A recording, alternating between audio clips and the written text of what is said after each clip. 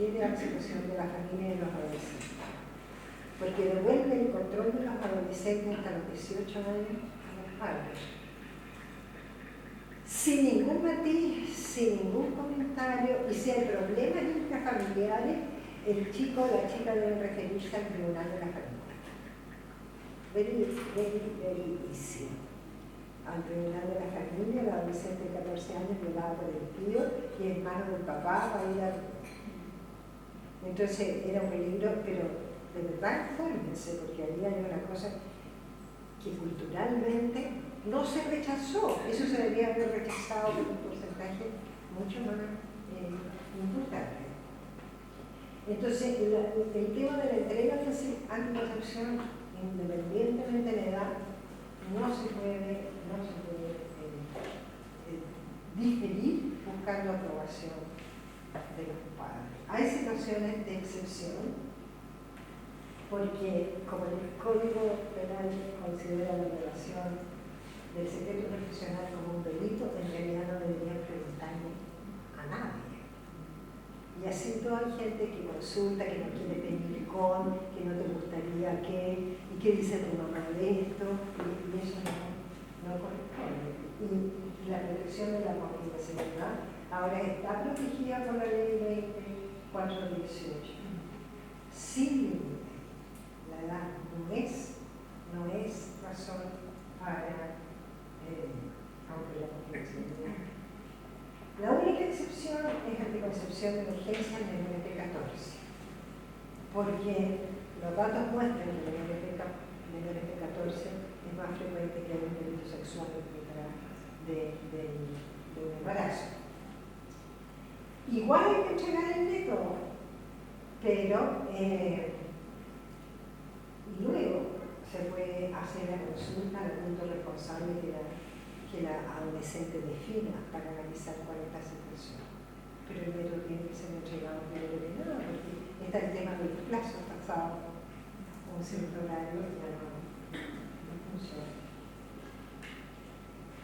Y también, creo que esto es muy importante, se deben entregar los antecedentes al Ministerio solo cuando se presume la existencia de un delito sexual. Todavía hay personal de atención de salud que acusa delito por protegerse las espaldas, no vaya a ser que sea. No sé si a ustedes les ha tocado, pero todavía hay casos. Cuando la denuncia es solo para proteger a la posible víctima y se transforma en un acto que al final resulta condenatorio, porque la chica tiene que dar testimonio, tiene que ir empujada, tiene que hacer un montón de cosas, la van a buscar para interrogarla y se transforma de nuevo en un desastre.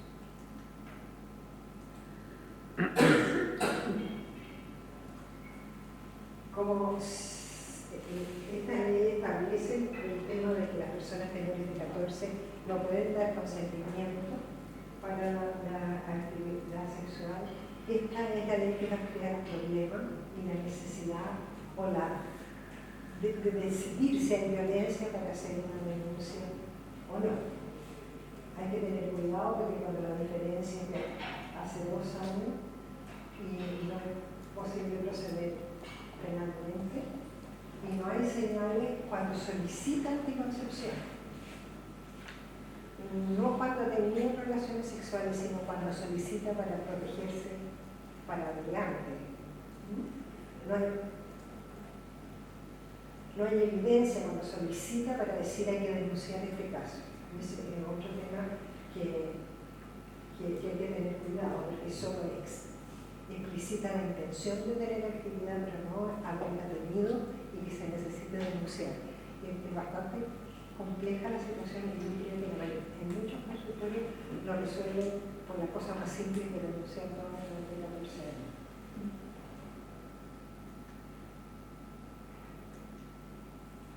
Hay toda una serie de recomendaciones de la OMS que están en la parte de anticoncepción de las normas y esto no se tiene que recordar, no hay ningún método que esté contraindicado. Nada. Los adolescentes nunca salvo que tengan alguna patología que para en la época de la adolescencia. licencia, los dispositivos y la tengo esta en categoría 2, es decir, hay que tener una precaución en el caso de los inyectables de progesterona sola por el metabolismo óseo y en el caso de las antiparasitales de Bennett por el riesgo de infección y porque me duele de expulsión. Entonces, ya, no me voy a contar todo porque es demasiado largo. Me gustaría, pero si quieren revisarlo, lo pueden leer en las normas o pedirle la presentación aquí a las grupos organizadoras de este evento, porque las dos van a tener las dos presentaciones. A mí más me gustaría que conversáramos sobre qué creen ustedes que pueden hacer. Ingrid, tú querías opinar hace poco, no sé si fue en un reportaje, creo que fue del medio, como en mi diario, donde veía cómo abordaba como las prácticas sexuales en el colegio del sector alto de Santiago. Y de ahí yo recuerdo que había como una publicidad que sacó como una marca de cerveza que decía Hito Perla no da la pasada, no sé si se acuerdan. Entonces como que hablaba un poco como que en ese reportaje las niñas como que creían que tener sexo oral no era tener relaciones sexuales y ahondaba como en todo, como la enseñanza o no enseñanza de los padres y de los colegios, que fue como bien polémico. No sé en qué canal fue, si televisión, Mega, porque igual ahí hay una línea editorial y recuerdo que hablaba un poco y ahondaba un poco en este tema de la baja información, pero a la vez también yo creo que hay un doble discurso en ese sector, porque yo creo que los padres de esos chicos son los que a lo mejor redactaron el borrador, o los abuelos que redactaron el borrador, pero a la vez es el borrador para las clases bajas, pero no para, porque si sus nietas o sus hijas quedan embarazadas van a recurrir lo más probable a las operaciones de apéndice o a otros métodos, etc. Entonces, es como ese doble discurso, que ellos sí para los otros, y también es un tema que en general en salud yo siento que hay como una sobreintervención de los sectores bajos, pero no de una forma autónoma, sino que como infantilizando, pero no en los sectores altos. Por ejemplo, nadie escribe sobre qué pasa en los sectores altos, y no solamente en salud, en sociología, por ejemplo, también. De hecho, a nosotros nos han echado de la agüita del aprendiz, ya no hay más tesis de la agüita del aprendiz. Porque uno tiende como a sobreestudiar a los sectores vulnerables, pero no sabe lo que pasa en los sectores altos, porque es un misterio. ¿Qué pasa ahí? Mira, siguiendo la idea, yo siempre aprecié que la referencia bibliográfica que nos colocan por lo general en todos los programas de formación y que son chilenos, y me recordaba, todos decían casi el 100% es tramoar. O sea, como si y esa era la primera conclusión a la que llegaban. Son los pobres.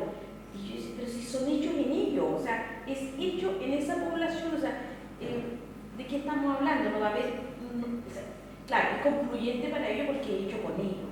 Y lo mismo lo que pasa con el tema que tú dices.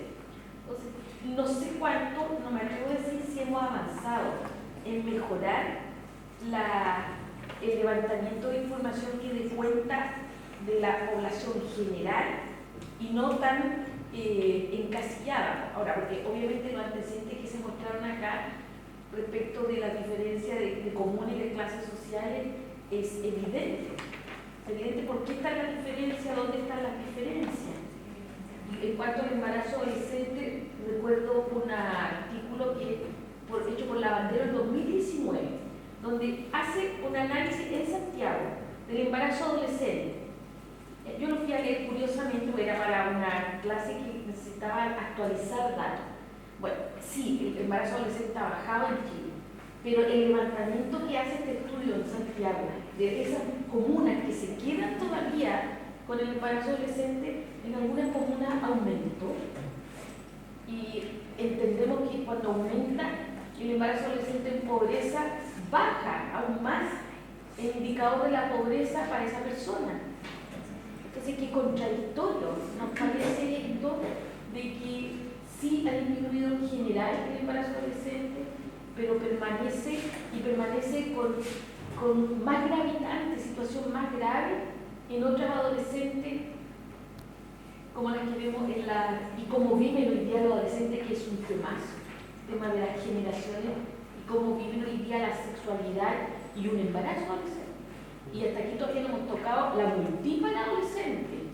Soledad, tú que me dices, sí, cierto que dice, sí. Pero sí que es algo que ocurre, pero, o sea, cuando usted nos preguntaba qué es lo que tenemos que hacer, o sea, ¿qué hacemos con esta problemática? Porque si bien es cierto como el análisis dice que el embarazo adolescente sí ha disminuido en cifras, pero lo que vemos que ¿dónde se concentra donde los determinantes sociales, ¿verdad?, son desfavorables para ese sector de la población. Entonces, esto es cómo se hace y creo yo que lo que deberíamos hacer, así como nos decía Paula, que ella había tenido que ir al lugar, a la iglesia, ¿verdad?, a hablar con la gente, eso yo creo que a nosotras como matronas es el desafío de acercarnos a los lugares donde están esas adolescentes. Creo que esa puede ser una estrategia, porque no podemos quedarnos ahí esperanzados en que lleguen a consultar al CESFAM, porque no van a ir. Yo creo que eso puede ser algo que llegar a donde están. Sí. No quedarse esperando. Pero algo pasado que no ha pasado, para mí es un misterio.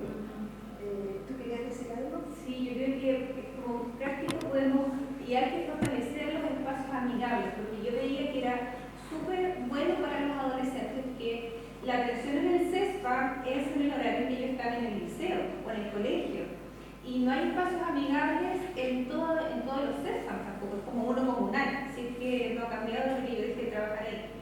Y ese espacio le abría a los adolescentes un horario distinto de atención, donde la vecina no estaba, no es la señora que estaba en el SOME, porque muchas veces no van porque está la vecina y le va a decir a la mamá que quiere a la niña en el consultorio.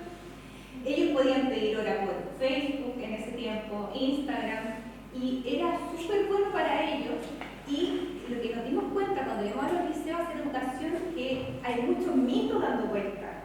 Uno piensa que eso ya no se ve, pero había mitos como uno piensa que es de la abuelita, que estaban arraigados en los y las adolescentes. Entonces yo creo que podemos fortalecer esos espacios que son más amigables con los adolescentes, porque el acceso a los anticonceptivos para los adolescentes tiene muchas barreras, y la educación es fundamental para los adolescentes. Ojalá pueda llegar antes de la adolescencia, pero también para los padres y madres. Porque yo atendí muchas adolescentes que iniciaban su método anticonceptivo porque la mamá lo llevó. No es que esta niñita empezó a pololear y yo sé lo que eso significa, y yo quiero que ella empiece un método anticonceptivo. Entonces yo creo que la educación y el fortalecer estos espacios que se abren para los y las adolescentes puede ser algo que quizás nos ayude con estos niveles o estas tasas de embarazo. Y el aumentar la cobertura de los SESFAM depende de quién. Primero la norma técnica, ¿qué exigen? Porque van a ajustar recursos a la exigencia mínima del ministerio, porque van a adaptar recursos, a menos que venga recursos frescos. Ahora, desde luego, también prácticas y buenas prácticas innovadoras siempre van a ser bienvenidas, pero lo que podemos observar en los CESFAM es que está el trabajo full. Entonces, como que queda poco espacio para la innovación y ver qué piloto ponemos con recursos propios. No hay hora, matrona. No hay hora, hasta por meses. Por eso eran recursos aparte, sí. Contrataban Nutri, psicólogo o trabajadora social y matrona. Teníamos 15 horas. Bajan recursos desde el programa de Sí.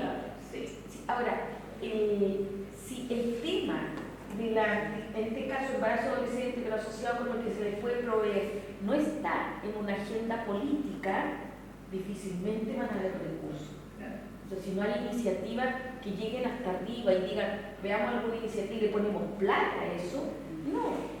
Aparte que son programas de apoyo a la atención primaria, entonces como que están siempre sujetos a la renovación. Pero por eso lo que conversamos Alguien que no está interesado en pone los No, no puede. Claro. recursos. Y tenemos un encargado de salud de la mujer que tiene una ayuda de su oficina. Ya no